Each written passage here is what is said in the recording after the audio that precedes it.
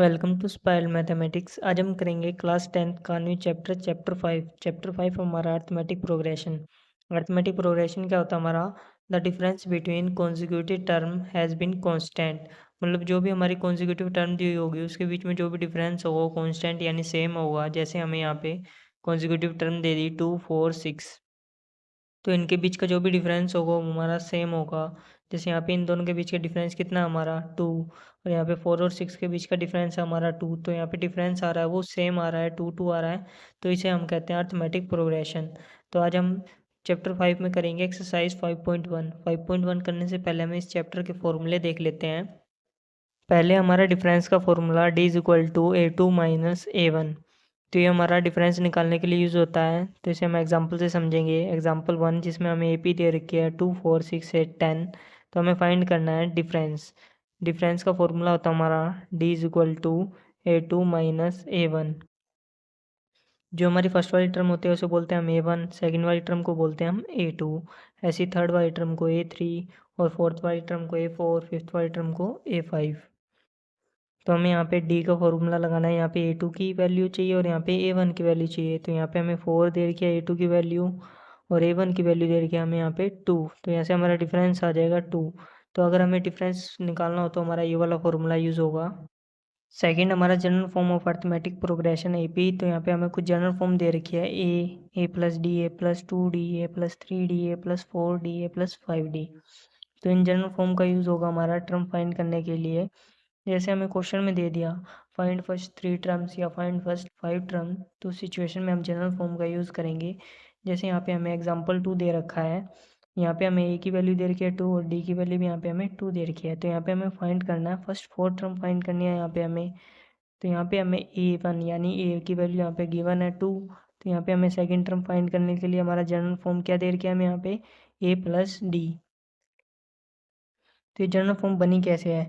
जैसे यहाँ पे हमारी जो A की वैल्यू है नीचे यहाँ पे जो भी हो, तो उससे हमें D की वैल्यू एक कम लेनी है। जैसे यहाँ पे हमें थर्ड टर्म फाइंड करनी है A प्लस, तो यहाँ पे 3 था तो यहाँ पे हम D को एक कम लेंगे 2D। ऐसे ही हम यहाँ पे फोर्थ टर्म फाइंड करेंगे A प्लस, तो यहाँ पे 4 था तो यहाँ पे हम ले लेंगे 3D। तो ऐसे बनती है हमारी जनरल फॉर्म। अब यहाँ पे हम पुट कर देंगे हमारी वैल्यू को। यहाँ पे A की वैल्यू 2 थी और यहाँ पे D की वैल्यू भी हमारी 2 थी, तो A2 की वैल्यू हो जाएगी हमारी 4।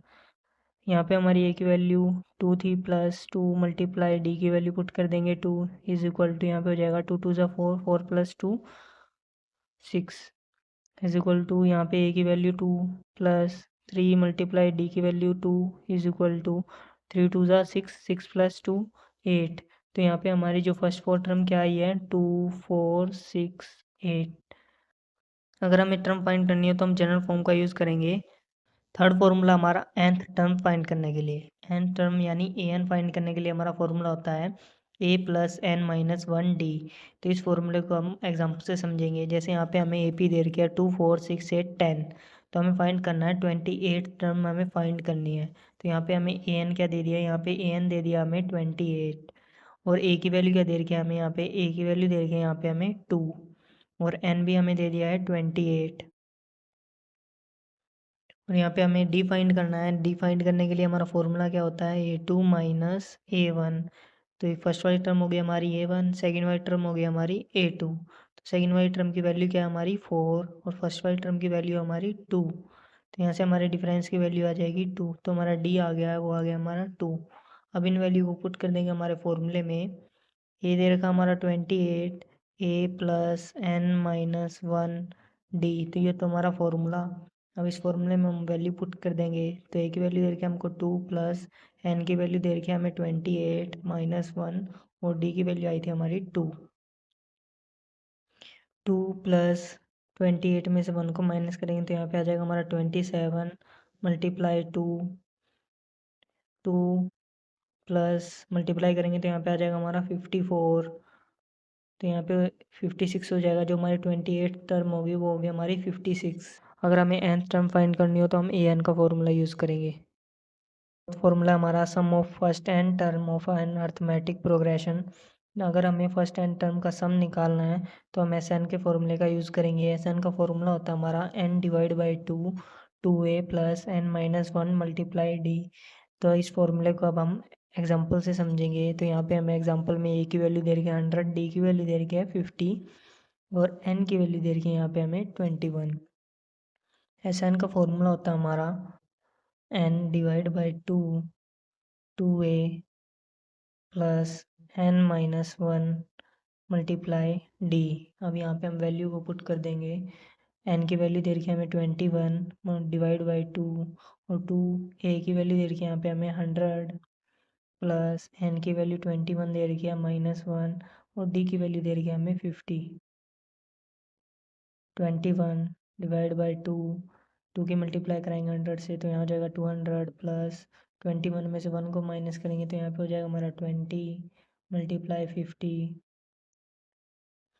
21 डिवाइड बाई 200 प्लस यहाँ पे 50 और 20 की मल्टीप्लाई कराएंगे तो यहाँ पे आ जाएगा हमारा 1000 is equal to 21 divide by 2। तो यहाँ पे अब इनको प्लस करेंगे तो यहाँ पे हो जाएगा हमारा 1200 इज इक्वल टू 21 2 मल्टीप्लाई 1200।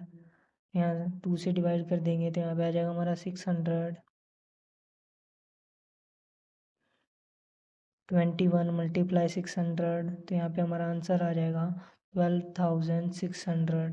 तो अगर हमें सम निकालना हो फर्स्ट एन टर्म का तो हम एस एन का फॉर्मूला लगाएंगे। फिफ्थ फॉर्मूला हमारा सम ऑफ एन टर्म या लास्ट टर्म निकालनी हो तो हमारा फॉर्मूला यूज़ होगा N divide by 2a plus L. तो इसे हम एग्जांपल से समझेंगे। जैसे यहाँ पे हमें एग्जांपल 2 दे रखा है 1 प्लस 2 प्लस 3 प्लस 100 तक दे रखा है हमें। तो यहाँ पे एन की वैल्यू दे रखी है हमें 100 और एल की लास्ट टर्म की वैल्यू दे रखी है हमें 100 और ए की वैल्यू दे रखी है यहाँ पे हमें 1। अब इन वैल्यू को पुट कर देंगे हमारे फॉर्मूले में। फॉर्मूला है हमारा N divide by 2a plus L. तो यहाँ पे एन की वैल्यू क्या दे रखी है हमें 100 डिवाइड बाई 2, ए की वैल्यू 1 दे रखी है और लास्ट टर्म की वैल्यू दे रखी है हमें 100 इज इक्वल टू यहाँ से 2 से डिवाइड कर देंगे तो यहाँ पे आ जाएगा हमारा 50। 101 हो जाएगा, यहाँ पे 1 को प्लस कर देंगे तो अब यहाँ पे इनकी मल्टीप्लाई कराएंगे तो हमारा आंसर आ जाएगा 50 आंसर आ गया 5050। अगर हमें फर्स्ट एन टर्म फाइंड करनी होगी तो ये वाला फॉर्मूला यूज़ होगा। अगर हमें लास्ट टर्म या एन टर्म निकालनी होगी तो हमारा ये वाला फॉर्मूला यूज़ होगा। तो इस चैप्टर में बस यही फॉर्मूले थे। तो स्टार्ट करते हैं हमारी एक्सरसाइज 5.1। एक्सरसाइज 5.1 का क्वेश्चन फर्स्ट हमारा in which of the following situation does the list of number involve make an arithmetic progression and why. तो क्वेश्चन में हमें सिचुएशन गिवन होगी जिससे हमें लिस्ट ऑफ नंबर इन्वॉल्व करके अर्थमेटिक प्रोग्रेशन निकालना है यानी एपी निकालना है। जो भी हमारी एपी आएगी उसका रीज़न भी देना है कि एपी क्यों आई हमारी।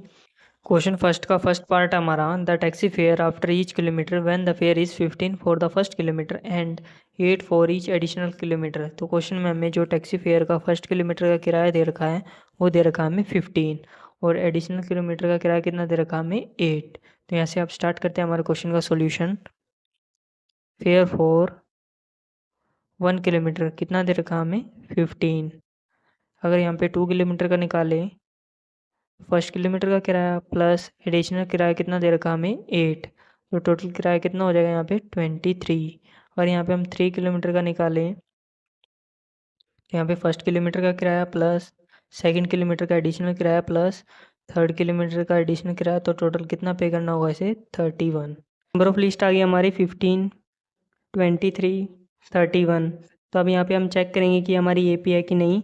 तो इन दोनों के बीच का डिफरेंस निकालेंगे। अगर यहाँ पे हमारा डिफरेंस सेम आता है तो ये हमारी ए पी है। तो डी निकालने का फॉर्मूला क्या था हमारा A2 माइनस A1। तो यहाँ पे हमारी A2 की वैल्यू क्या दे रखी है यहाँ पे हमें A2 की वैल्यू दे रखी है 23 और A1 की वैल्यू दे रखी है यहाँ पे 15। तो इनका डिफरेंस आएगा वो आएगा हमारा 8। ऐसे हम यहाँ पे निकालेंगे 23 और 31 का difference. D is equal to A3 minus A2। तो यहाँ पे A3 की वैल्यू क्या दे रखी है हमें 31 और A2 की वैल्यू क्या दे रखी है यहाँ पे 23। तो इनका डिफरेंस क्या है हमारा 8। तो इन दोनों का डिफरेंस आया वो सेम आया है। तो यहाँ पे अब हम लिख देते हैं this is an A P because difference is same. ये हो गया हमारा क्वेश्चन फर्स्ट का first part complete. Question first का सेकंड पार्ट हमारा the amount of air present in cylinder when a vacuum pump remove 1/4 of the air remaining in the cylinder at a time. तो question में हमें एक cylinder given है जिसमें air भरी हुई है और उस एयर को 1/4 निकाल रहे हैं वैक्यूम पंप से। तो यहाँ पे हमें नंबर ऑफ लिस्ट यानी एपी फाइंड करना है। तो यहाँ पे हम स्टार्ट करते हैं हमारे क्वेश्चन को। तो यहाँ पे हमें जो सिलेंडर की वॉल्यूम गिवन नहीं है, तो अगर यहाँ पे हमारे सिलेंडर की वॉल्यूम गिवन नहीं है तो यहाँ पे हम लेट कर लेते हैं, लेट वॉल्यूम ऑफ सिलेंडर। तो यहाँ पे हमने वॉल्यूम ऑफ सिलेंडर को लेट कर लिया 80। तो यहाँ पे हम कुछ भी लेट कर सकते हैं अपनी तरफ से। अगर यहाँ पे एक्स लेट करते तो क्वेश्चन थोड़ा ज़्यादा मुश्किल हो जाता है, इसलिए हमने यहाँ पे नंबर में लेट कर लिया कुछ भी। तो यहाँ पे हमने लेट कर लिया 80। तो 80 का 1/4 कितना होता है हमारा? 80 का 1/4 होता है हमारा 20। तो 80 में से 20 को माइनस कर देंगे तो यहाँ पे कितनी एयर बच जाएगी हमारी? 60।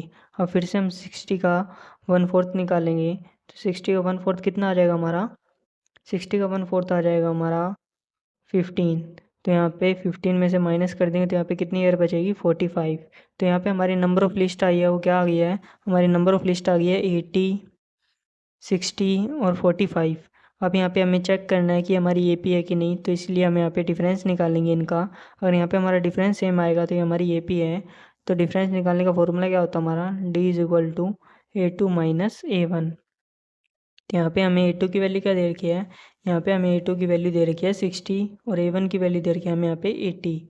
तो यहाँ पे हमारा डिफरेंस आएगा वो आएगा -2। ऐसे ही हम यहाँ पे निकालेंगे डिफरेंस 60 और 45 का। D is equal to A3 minus A2। A3 की वैल्यू दे रखी है हमें 45 और A2 की वैल्यू दे रखी है हमें 60। तो यहाँ पे हमारा डिफरेंस आएगा वो आएगा हमारा 15। तो यहाँ पे हमारा 80 और 60 का डिफरेंस आया हुआ है -20 और 60 और 45 का डिफरेंस आया हुआ है -15। तो यहाँ पे हमारा डिफरेंस आया वो सेम नहीं है, तो ये हमारी एपी नहीं है। तो यहाँ पे हम लिख देते हैं this is not an AP because difference is not same. तो ये हो गया हमारा क्वेश्चन फर्स्ट का second part complete. Question first का थर्ड पार्ट हमारा the cost of digging well after every meter of digging when it costs rupees 150 for the first meter and rises by rupees 50 for each subsequent meter। तो question में हमें कुएं की खुदाई करनी है जिसमें हमें फर्स्ट मीटर की कॉस्ट दे रखी है वो दे रखी है 150 और उसके बाद हर मीटर की कॉस्ट उन्होंने कर दी थी 50। तो यहाँ पे हमें फाइंड करना है नंबर ऑफ लिस्ट और एपी। तो क्वेश्चन में हमें दे रखा था cost of digging well in 1 metre कितना दे रखा है हमें? 150। अगर यहाँ पे हम 2 मीटर की निकालेंगे तो फर्स्ट मीटर की कॉस्ट प्लस उसके बाद हर मीटर की कॉस्ट कितनी कर दी थी उन्होंने? 50। तो टोटल कॉस्ट कितनी हो जाएगी यहाँ पे? 200। ऐसे हम यहाँ पे 3 मीटर की कॉस्ट निकालेंगे तो फर्स्ट मीटर की कॉस्ट प्लस सेकंड मीटर की कॉस्ट प्लस थर्ड मीटर की कॉस्ट, तो टोटल कॉस्ट कितनी हो जाएगी यहाँ पे? 250। तो ये आ गई हमारी number of list. Number of list आई हमारी 150, 200, 250। तो अब यहाँ पे हम निकालेंगे कि हमारी एपी है कि नहीं। एपी निकालने के लिए हम इन दोनों के बीच का डिफरेंस निकालेंगे। अगर यहाँ पे हमारा डिफरेंस सेम आएगा तो ये हमारी एपी है। डी निकालने का हमारा फॉर्मूला क्या होता है? A2 minus A1। तो यहाँ पे A2 की वैल्यू क्या दे रखी है हमें? 200 माइनस A1 की वैल्यू दे रखी है यहाँ पे 150। तो टोटल कॉस्ट कितनी आ जाएगी यहाँ पे? 50। ऐसे हम यहाँ पे निकालेंगे डिफरेंस 200 और 250 का। तो यहाँ पे डी का फॉर्मूला क्या हो जाएगा हमारा? A3 minus A2। A3 की वैल्यू क्या दे रखी है यहाँ पे हमें? 250 माइनस A2 की वैल्यू दे रखी है यहाँ पे हमें 200। तो इनका जो डिफरेंस आएगा वो आ जाएगा यहाँ पे हमारा 50। तो यहाँ पे हमारा जो भी डिफरेंस आया वो दोनों का सेम आया है। तो यहाँ पे लिख देते हैं this is an A P because difference is same. ये हो गया हमारा क्वेश्चन फर्स्ट का third part complete. Question first का फोर्थ पार्ट हमारा the amount of money in the account every year when ₹10,000 is deposit at compound interest at 8% per annum. तो question में हमें दिया गया है कि अगर हम किसी अकाउंट में 10,000 रुपीज़ डिपॉजिट कराएं और उस पर 8% कंपाउंड इंटरेस्ट लगेगा तो हमें हर साल कितना अमाउंट मिलेगा। तो हमें स्टार्टिंग अमाउंट कितना दे दिया? 10,000 रुपीज़। अगर हम फर्स्ट ईयर का निकालें तो हमारा अमाउंट का फॉर्मूला क्या होता है? हमारा अमाउंट का फॉर्मूला होता है P1 + R डिवाइड बाय 100 और ऊपर आ जाएगा हमारा टाइम। तो यहाँ पे हमें प्रिंसिपल कितना दे रखा है? 10,000। रेट ऑफ इंटरेस्ट दे रखा हमें 8% और टाइम अगर हम 1 ईयर का निकाल रहे हैं तो टाइम दे रखा हमें 1। तो इन वैल्यू को पुट कर देंगे हमारे फॉर्मूले में। पी क्या दे रखा हमें? 10,000 multiply 1 plus rate of interest दे रखा हमें 8% डिवाइड बाय 100, टाइम दे रखा हमें 1। 10,000। अब यहाँ पे हम एलसीएम लेंगे तो हमारा आ जाएगा 108 डिवाइड बाय 100। तो अब यहाँ से 20 से 20 कैंसिल कर देंगे तो हमारा फर्स्ट ईयर का जो अमाउंट आ जाएगा वो आ जाएगा हमारा 10,000। फर्स्ट ईयर का अमाउंट आ जाएगा वो आ जाएगा हमारा 10,800। अब निकालेंगे हमारा सेकेंड ईयर का अमाउंट। सेकेंड ईयर का अमाउंट प्रिंसिपल कितना देर का हमें 10,000 मल्टीप्लाई 108 डिवाइड बाय 100 टाइम कितना देर का हमें 2, यानी टाइम देर का हमें 2 year. 10,000 multiply 108 divide by 100 multiply 108 divide by 100। तो यहाँ से 40 से 40 कैंसिल। अब यहाँ पे 108 की मल्टीप्लाई करा देंगे 108 से, तो यहाँ पे आ जाएगा हमारा 11,664। तो ये आ गया हमारा सेकेंड ईयर का अमाउंट। तो यहाँ से हमारी नंबर ऑफ लिस्ट आ गई हैं। यहाँ से हमारी नंबर ऑफ लिस्ट आई हैं 10,000, 10,800 और 11,664। तो अब यहाँ से हमारी एपी चेक करेंगे कि हमारी एपी है कि नहीं। तो ये चेक करने के लिए हम इन दोनों के बीच का डिफरेंस निकालेंगे और यहाँ पे हमारा डिफरेंस सेम आता है तो ये हमारी एपी है।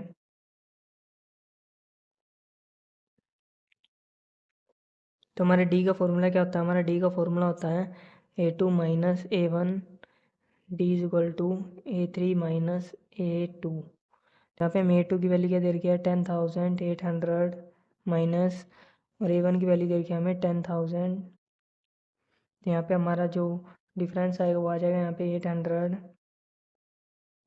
अब निकालेंगे हम 10,800 और 11,664 का डिफरेंस। तो यहाँ पे A3 की वैल्यू दे रखी है हमें 11,664 माइनस A2 की वैल्यू दे रखी है हमें 10,800।